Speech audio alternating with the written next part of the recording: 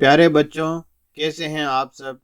امید ہے خیریت سے ہوں گے۔ ہم پڑھنے جا رہے ہیں board of secondary education Rajasthan کی کلاس 10 سبجیکٹ اردو کا لیسن نمبر 8، جس کا عنوان ہے ایک تندرستی ہزار نعمت، اور اس کے مضمون نگار ہے محمد صادق۔ تو چلیے پڑھنا شروع کرتے ہیں۔ تندرستی ہزار نعمت۔ اللہ تعالیٰ نے ہمیں بہت سی نعمتیں عطا کی ہیں، لیکن ان سبھی نعمتوں کا لطف ہم تب ہی اٹھا سکتے ہیں جب ہم تندرست اور صحت مند ہوں۔ اگر ہمارا جسم تندرست نہ ہو تو ہمیں نہ تو کھانے پینے کی چیزوں میں لذت آئے گی اور نہ ہی ہم کسی کام کو پوری توجہ سے کر سکیں گے، یہاں تک کہ خدا کی عبادت میں بھی ہمارا من نہیں لگے گا۔ ایک تندرست شخص دینی اور دنیاوی دونوں شعبوں میں کامیابی حاصل کر سکتا ہے۔ اس لیے کہا گیا ہے کہ انسان دولت اور دوسری چیزیں تو بعد میں بھی حاصل کر سکتا ہے، لیکن مکمل تندرستی ایک بار جانے کے بعد پھر نہیں آتی۔ تعالیٰ نے ہمیں لا تعداد اور بے شمار نعمتیں عطا کی ہیں، جن کو ہم شمار نہیں کر سکتے، گن نہیں کر سکتے۔ لیکن یہ جو نعمتیں اللہ تعالیٰ نے ہمیں عطا کی ہے، ان کا فائدہ ہم تب ہی اٹھا سکتے ہیں، ان کا لطف تب ہی ہمیں ملے گا جب ہم تندرست ہو اور صحت مند ہوں۔ تندرستی کا مطلب بیماری سے دور اپنی طاقت اور توانائی کو قائم رکھنا ہے۔ تندرستی ہی کی وجہ سے انسان کے جسم کے تمام اعضاء ٹھیک ڈھنگ سے کام کرتے رہتے ہیں۔ تندرست رہتے ہیں، صحت مند رہتے ہیں تو ہمیں کھانے پینے کی چیزوں میں بھی جو لذت ہے وہ محسوس ہوگی، اس کو ہم پا لیں گے، اور ہم کسی کام کو پوری توجہ کے ساتھ کرتے ہیں اور ہمارا من بھی اس کام میں لگا رہتا ہے، بشرطے کہ ہم صحت مند ہوں۔ اور اگر ہم اللہ تعالیٰ کی عبادت بھی کرتے ہیں تو اگر ہم بیمار رہیں گے تو ہمارا من اللہ تعالیٰ کی عبادت میں بھی نہیں لگے گا۔ تندرست شخص ہوتا ہے وہ دنیا کی اور دینی دونوں معاملات میں وہ شخص کامیابی حاصل کرتا ہے، کیونکہ اس کا شریر جب تندرست رہے گا تو اس کا ذہن اور دماغ بھی ٹھیک رہے گا، ٹھیک ڈھنگ سے کام کرتا رہے گا، تو اس کا ہر ایک کام میں من لگے گا۔ انسان دوسری چیزیں ہیں جیسے مال ہے یا اور کوئی چیزیں بعد میں بھی وہ حاصل کر سکتا ہے، لیکن ان سب سے پہلے ضروری جو چیز ہے وہ ہے تندرستی۔ اس لیے ہندی میں ایک کہاوت بھی ہے، پہلا سکھ نیروگی کایا، یعنی ہمارا بدن اور شریر، ہمارا جسم جب تندرست رہے گا، صحت مند رہے گا تو ہم بہت سارے کام کر سکتے ہیں۔ اور انگلش میں بھی، انگریزی میں بھی ایک کہاوت ہے، ہیلتھ از ویلتھ، یعنی کہ تندرستی ہی خزانہ ہے، تندرستی ہی پونجی ہے۔ تندرستی کے معنی ہے جسم کے تمام اعضاء معمول کے مطابق اپنا کام کرتے ہوں اور جسم میں کوئی بیماری نہ ہو، کیونکہ جسم کے ایک عضو میں بیماری ہونے پر جسم کے دوسرے اعضاء میں بھی خرابی پیدا ہو جاتی ہے۔ مکمل تندرستی کے لیے متوازن غذا، صاف پانی، تازہ ہوا، جسم کی پاکیزگی و صفائی، آس پاس کے ماحول کی عمدگی اور کام اور آرام میں اعتدال ضروری ہے۔ اس کے علاوہ ذہنی سکون بھی انسان کی صحت کے لیے ضروری ہے۔ کچھ انسانی جذبات جیسے غصہ، حسد، کشاکش، لالچ وغیرہ انسان کی ذہنی صحت کے لیے نقصان دہ ہیں، ان سے ہمیں بچنا چاہیے۔ تندرستی کا معنی ہے جسم کے اعضاء۔ اعضاء یہ عضو کی جمع ہے، عضو یعنی جسم کے حصے، جیسے آنکھ، ناک، کان، ہاتھ، پیر، منہ۔ عضو کی جمع اعضاء، یہ معمول کے مطابق، یعنی ان کا جو کام ہے کرنے کا، وہ اپنے اس معمول کے مطابق کام کرتے رہیں اور جسم میں کسی طرح کی کوئی بیماری بھی نہیں ہو، کیونکہ انسان کا جو جسم ہے اس کے ایک عضو میں اگر کوئی بیماری یا خرابی پیدا ہو جاتی ہے تو اس کا اثر دوسرے عضو پر بھی پڑتا ہے۔ یعنی یہ جو انسانی جسم ہے وہ ایک مشین کی مانند ہے، مشین کا ایک پرزا اگر خراب ہو جائے تو ساری مشین بیکار ہو جاتی ہے یا وہ ٹھیک ڈھنگ سے کام نہیں کرتی ہے۔ اسی طرح سے یہ ہمارا بدن ہے، اس میں بھی اگر کوئی ایک خرابی پیدا ہوتی ہے تو اس کا اثر دوسرے عضو پر بھی پڑتا ہے۔ جب انسان کا کوئی عضو کام نہیں کرتا اور اگر کرتا ہے تو ٹھیک طرح سے کام وہ نہیں کر پاتا یا تکلیف کا باعث بنتا ہے تو وہ ہمیں بیماری میں مبتلا کر دیتا ہے۔ صحت کے بغیر کچھ بھی نہیں ہو سکتا، صحت کے بغیر انسان نہ اچھے کام کر سکتا ہے، کیونکہ وہ ہمیشہ اپنی تکلیف میں مبتلا رہتا ہے، اس لیے وہ اپنا ذہنی سکون بھی کھو دیتا ہے۔ پوری طرح سے تندرستی کے لیے متوازن غذا ایسی غذا ہوتی ہے، ایسا کھانا ہوتا ہے جس میں انسان کے لیے ضروری سبھی عناصر ضروری مقدار میں موجود ہوں، یعنی پروٹین، وٹامن، کاربوہائیڈریٹ، منرلز، یہ سبھی اس غذا میں ہو، اور صاف پانی، تازہ ہوا، ان کے ساتھ ساتھ جسم کی پاکیزگی اور صفائی بھی اس کو رکھنی چاہیے، یعنی ہمارا جسم بھی پاک ہونا چاہیے اور صاف بھی ہونا چاہیے۔ اس کے علاوہ موسم کے لحاظ سے مناسب غذا بھی اور وقت پر لینا بہت ضروری ہے۔ ہمیں موسم کے لحاظ سے بھی مناسب غذائیں اور ان کو مناسب وقت میں لیتے رہنا چاہیے، یہ ضروری بھی ہے ہمارے صحت کو باقی رکھنے کے لیے اور اپنے آپ کو تندرست رکھنے کے لیے۔ اس کے علاوہ ہمیں دہی، دودھ وغیرہ بھی لینا چاہیے اور میوے، سلاد، سبزیاں وغیرہ کو اپنی غذا کا ایک لازمی اور ضروری حصہ ہمیں بنانا چاہیے۔ یہ غذائیں نہ صرف ہم کو صحت مند رکھتی ہے بلکہ ہمارے بدن سے سستی اور کاہلی کو بھی دور رکھتی ہے۔ اور جسمانی صفائی کے لیے ہمیں روزانہ غسل کرنا چاہیے اور جس سے ہمارا بدن بیماریوں سے دور رہتا ہے اور کئی بیماریوں سے ہم بچ جاتے ہیں۔ ویسے بھی پاکی نصف ایمان ہے، یعنی ایک ایمان کا حصہ ہے۔ اس کے علاوہ ہم روزانہ جب اسکول جائیں تو نہا دھو کر صاف ستھرے کپڑے پہن کر اسکول جائیں، کھانے پینے کی چیزوں کو ڈھانپ کر رکھیں اور صاف برتن میں کھائیں پئیں۔ صفائی سے جسم تندرست رہتا ہے اور ہم بیماریوں سے بھی محفوظ رہتے ہیں۔ جہاں ہم رہتے ہیں اس جگہ کی صفائی کا بھی ہمیں خاص خیال رکھنا چاہیے۔ ہمارا گھر، گلی اور محلہ صاف ہوگا تو ہم سب صحت مند رہیں گے۔ اگر وہاں پر ہمارے آس پاس کے ماحول میں گندگی پسری رہے گی تو وہاں اس جگہ پر طرح طرح کی بیماریاں پھیلنے کا خدشہ رہے گا، بیماریاں پھیلے گی جس کی جد میں ہم آ سکتے ہیں، اس لیے ہمیں ان کی صفائی کا بھی خاص خیال رکھنا چاہیے۔ اس کے لیے انسان کو ذہنی سکون بھی اس کے لیے بہت ضروری ہے۔ اس کے لیے ہم چاہیے کہ ہم پرسکون اور گہری نیند لیں، کیونکہ یہ ہماری جسمانی صحت اور ہمارے ذہن کے لیے بہت ہی ضروری ہے، تو ہمیں اپنی نیند بھی پوری کرنی چاہیے۔ اس کے علاوہ انسانی جسم کے جو جذبات ہے جیسے غصہ کرنا،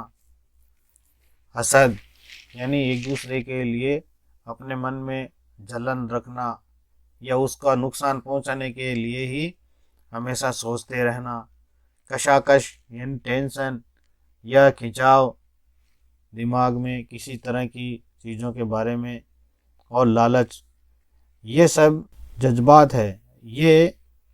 انسان کی ذہنی صحت کے لیے نقصان دہ ہے، یعنی ان سے بہت ہی نقصان پہنچتا ہے،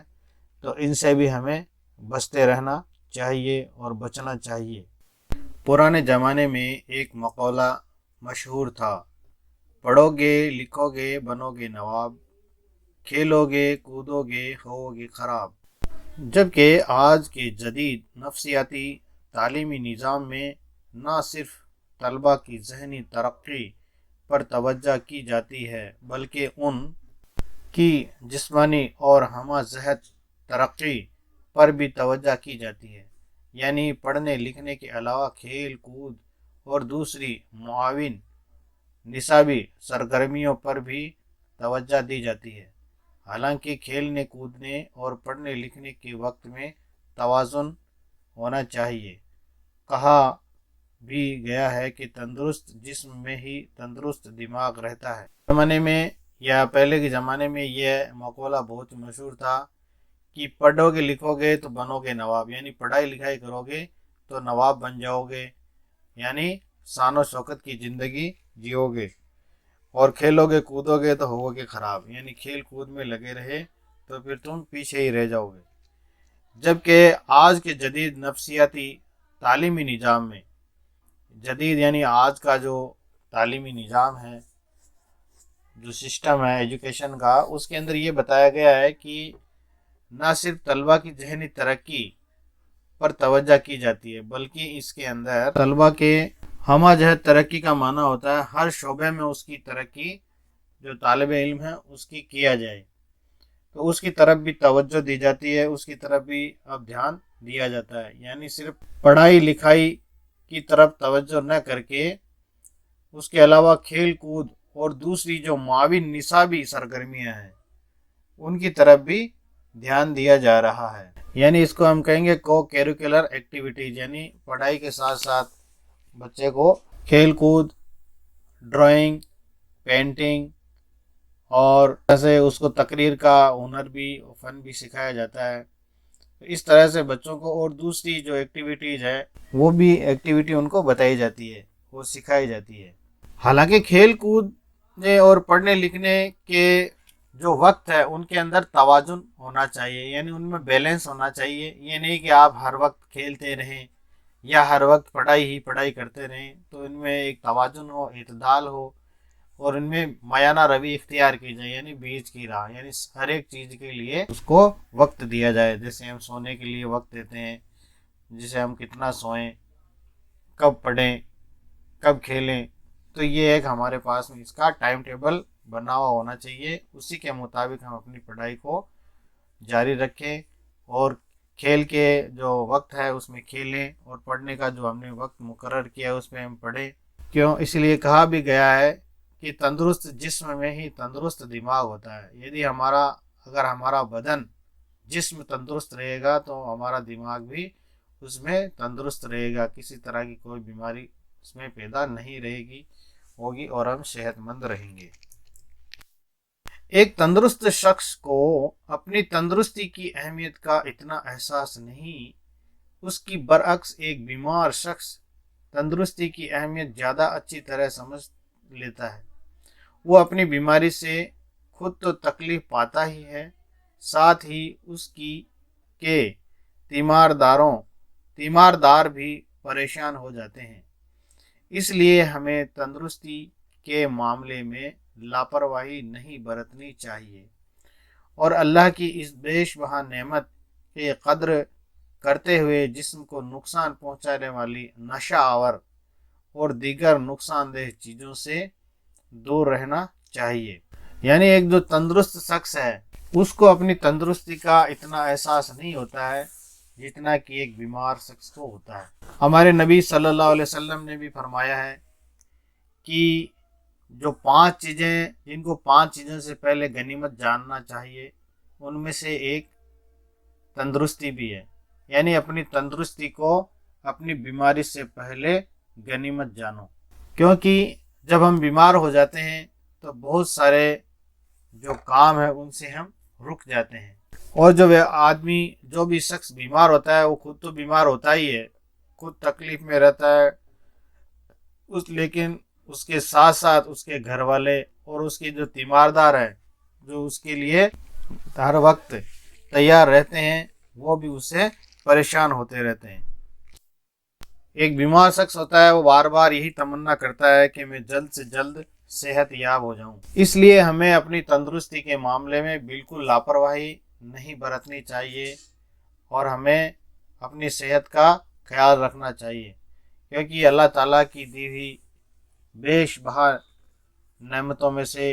اور ایک بہت بڑی نعمت ہے۔ اسی طرح سے ہمیں جو اشیاء، جو چیزیں ہمارے بدن کو، ہمارے جسم کو نقصان پہنچاتی ہے، جیسے کئی نشہ آور چیزیں ہیں، پان، بیڑی، گٹکھا، تمباکو، اور اسی طرح سے نہ جانے کتنی طرح کی اشیاء ہے وہ ہمارے بدن کو نقصان پہنچاتی ہے، ہمیں ان سے بھی دور رہنا چاہیے، بچتے رہنا چاہیے، کیونکہ یہ بھی ہمارے لیے کہیں نہ کہیں بیماری کو لے کر آتی ہے اور ہماری صحت کو نقصان پہنچاتی ہے۔ اردو کے مشہور شاعر مرزا اشد اللہ خان غالب کی زندگی کا بیشتر حصہ تنگ دستی میں گزرا، لیکن انہوں نے اپنی تندرستی پر اس کا اثر نہیں پڑنے دیا۔ فرماتے ہیں، تنگ دستی اگرچہ ہے غالب، تندرستی ہزار نعمت ہے۔ تو یہ مرزا غالب جو اردو کے مشہور شاعر ہیں، ان کا جو بیشتر حصہ ہے زندگی کا وہ تنگ دستی میں اور محتاجی میں گزرا، لیکن انہوں نے اپنی تندرستی کو کبھی خراب نہیں ہونے دیا، اپنی صحت کو کبھی خراب نہیں ہونے دیا، اور اپنی اس تنگ دستی کا اثر اپنی تندرستی پر کبھی نہیں پڑنے دیا۔ تندرستی جو اللہ کی ایک بہت بڑی نعمت ہے، اس کے لیے ہمیں اللہ تعالیٰ کا شکر ادا کرنا چاہیے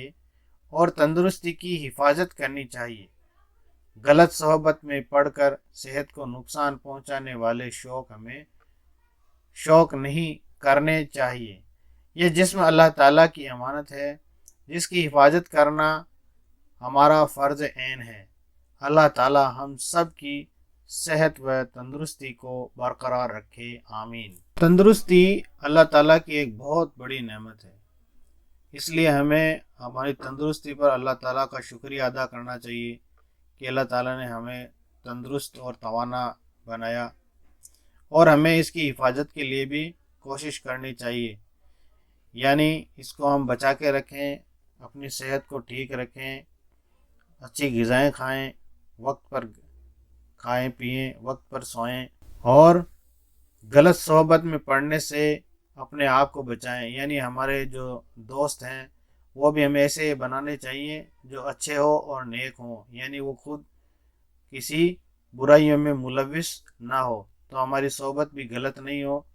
اچھے لوگوں سے ہم اپنی صحبت رکھیں، اچھوں کو اپنا دوست بنائیں، کیونکہ جو بھی شخص ہوتا ہے وہ اپنے